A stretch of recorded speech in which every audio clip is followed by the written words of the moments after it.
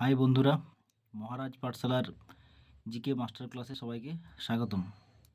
আজকে দেখো ভূগোল থেকে কতগুলো গুরুত্বপূর্ণ জিকে কোশ্চেন নিয়ে এসেছি। প্রথম প্রশ্ন দেখো রয়েছে কুলিক একটি অভয়ারণ্য, এটি কোথায় অবস্থিত? এটি উত্তর দিনাজপুরের রায়গঞ্জে অবস্থিত। 2 নম্বর প্রশ্ন দেখো সুন্দরবনের প্রবেশদ্বার কাকে বলা হয়? ক্যানিংকে বলা হয়। তারপর দেখো রয়েছে হুড্রু জলপ্রপাত কোন নদীর তীরে অবস্থিত?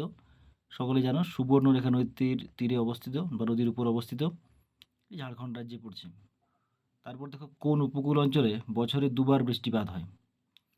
করমণ্ডল উপকূল অঞ্চলে বছরে দুবার বৃষ্টিপাত হয়। কোন রাজ্য ভেঙে ছত্তিশগড় রাজ্য তৈরি হয়েছে?